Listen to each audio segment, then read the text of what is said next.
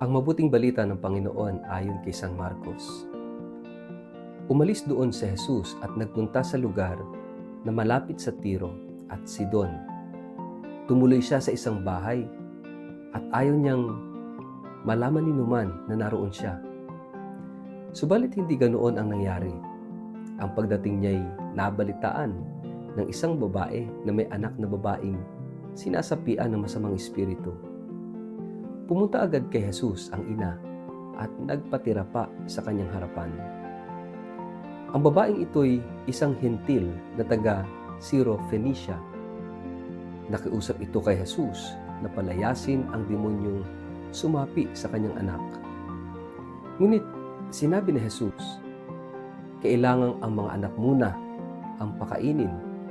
Hindi dapat kunin ang pagkain ng mga anak upang ihagis sa mga aso. Tugon ng babae, tunay nga po, Panginoon. Ngunit maging ang mga asong nasa ilalim ng mesa ay kumakain ng mga nalalaglag mula sa kinakain ng mga anak. Kaya't sinabi sa kanya ni Jesus, dahil sa sinabi mo, maaari ka nang umuwi. Iniwan na ng demonyo ang iyong anak. Umuwi ang babae at naratnan niya sa higaan ang bata. Iniwan na nga ito ng demonyo. Ang mabuting balita ng Panginoon. Word of the day, hear what God has to say. Mapagpalang araw po sa inyong lahat. Kumusta po kayo? Ang ating word of the day ay persistence. May mga panalangin na agad sinasagot. May mga dasal na tila dumadaan sa katahimikan. At may mga sandaling parang sinusubok ang ating pananampalataya sa pamamagitan ng tila paglayo ng Diyos. Sa Ebanghelyo ngayon, isang ina ang lumapit kay Jesus para ilapit ang kanyang anak. At sa pagitan ng kanyang paglapit at ng kagalingan ng bata, isang mahalagang salita yung lumilitaw. Persistence o pagpupursige. Si Jesus ay nasa rehiyon ng Tiro. Hindi ito tipikal na lugar para sa mga Hudyo. Ito'y lupain ng mga hintil. Ibig sabihin, ang babaeng lumapit sa kanya ay hindi kabilang sa bayang Israel. Isa siyang ina na hindi saklaw ng inaasahang pribilehiyo ng tipan. Ngunit ang sakit ng kanyang anak ay hindi pumipili ng lahi o relihiyon. Ang paghihirap ay pangkalahatan at ang pag-ibig ng isang ina ay mas malakas kaysa anumang limitasyon o hangganan. Lumapit siya kay Jesus at nang makaawa. Ang kanyang anak ay inaalihan ng masamang espiritu. Walang paligoy-ligoy, walang pagpapanggap. Ito ang pangalawang mukha ng pagpupursige. Ang tapang na humingi. Ngunit ang tugon ni Jesus ay tila mahirap tanggapin. Hayaan mo munang mabusog ang mga anak. Hindi mabuting kunin ang tinapay ng mga anak at ihagi sa mga aso. Sa ating pandinig, mabigat ang mga salitang ito. Tila pagtanggi, tila paglalagay sa kanya sa labas. Sa isang mababaw na pagbasa, maaring isipin na tinanggihan siya ni Jesus. Ngunit sa mas malalim na pagbasa, ito ay sandali ng paghahayag. Ang pananampalataya ng babae ay hindi umatras. Hindi siya nasaktan at umalis. Hindi siya nagalit at sumuko. Sa halip, tumugon siya nang may kababaang loob at talas ng puso. Totoo po, Panginoon. Ngunit pati ang mga aso sa ilalim ng mesa ay kumakain ng mga mumo na nahuhulog mula sa mga anak. Dito nahahayag ang tunay na pagpupursigi. Hindi mayabang, hindi mapilit kundi matatag at mapagpakumbaba. Ang kanyang sagot ay hindi pakikipagtalo. Ito'y paninindigan ng pag-asa. Hindi niya kinwestiyon ang plano ng Diyos. Ipinakita niya ang lalim ng kanyang tiwala. Ang mumo para sa kanya ay sapat sapagkat alam niyang ang biyaya ng Diyos, kahit tila maliit sa paningin ng iba, ay may kapangyarihang magpagaling. At doon, nagbago ang takbo ng kwento. Sinabi ni Jesus, dahil sa sinabi mong yan, makakauwi ka na. Lumabas na ang demonyo sa iyong anak. Ang pagpupursigi o persistence ay nagbunga ng kagalingan. Ngunit higit pa rito, ang hangganan ng tipan ay tila lumawak. Ang biyaya ay hindi na lamang para sa mga anak o sa mga Hudyo, kundi para sa lahat ng may pusong sumasampalataya. Sa mas malalim na pagtingin, ang ebanghelyong ito ay nagsasalita sa mga taong nakaranas ng tila katahimikan ng Diyos.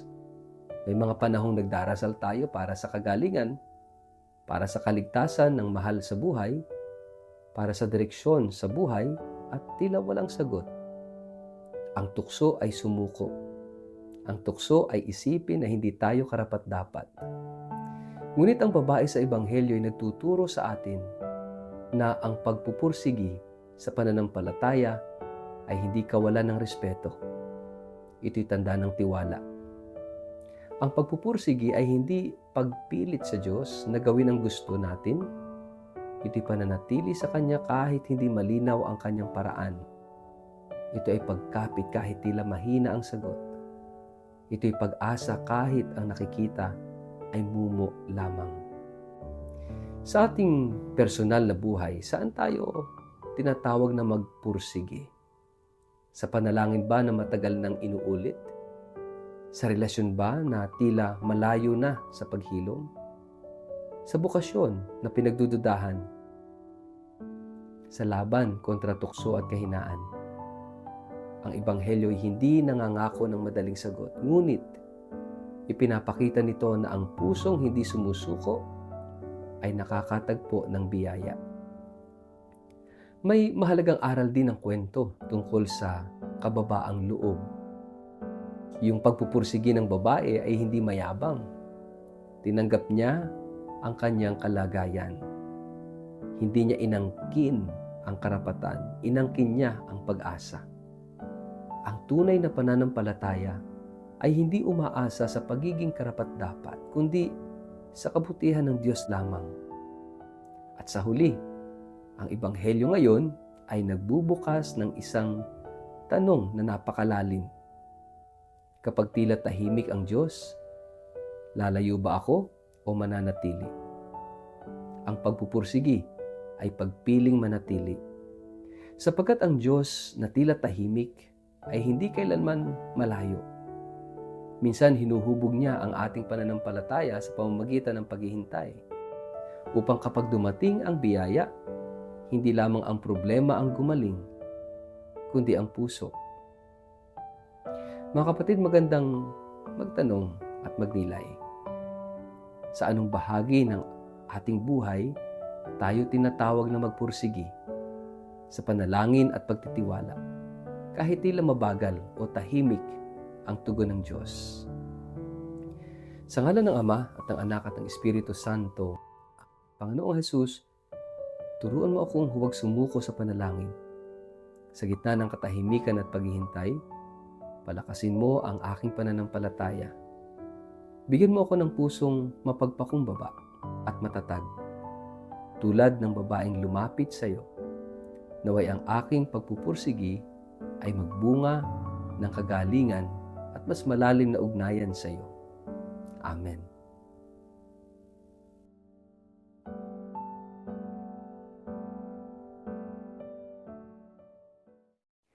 Isang paanyaya, isang paglalakbay ng pananampalataya, isang karanasang babago ng puso.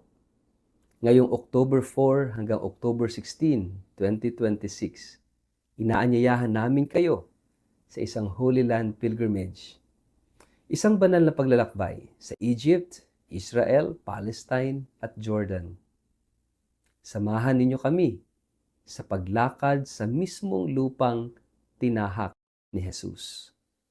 Mula sa mga lugar ng kanyang kapanganakan, pangangaral, paghihirap, kamatayan, at muling pagkabuhay. Ito ay hindi lamang paglalakbay, kundi isang malalim na karanasan ng panalangin, pagninilay at espiritual na pagbabagong loob. Ang pilgrimage na ito ay pangungunahan po ng inyong lingkod. Magiging kasama ninyo sa bawat hakbang ng panalangin, misa, at pagninilay sa mga banal na lugar ng ating pananampalataya. Huwag niyo na pong palampasin ang pagkakataong ito na maranasan ang banal na lupain, hindi lang sa isip, kundi sa puso. Kung kayo po ay tinatawag, kung nais ninyong palalimin ang inyong pananampalataya, baka ito na ang inyong panahon, ang inyong pagkakataon. Makipag-ugnayan po sa amin. Pwede kayong magpadala ng mensahe sa email sa inquiry@tobiyahe.com, mag-text o tumawag sa 0917-317-4536.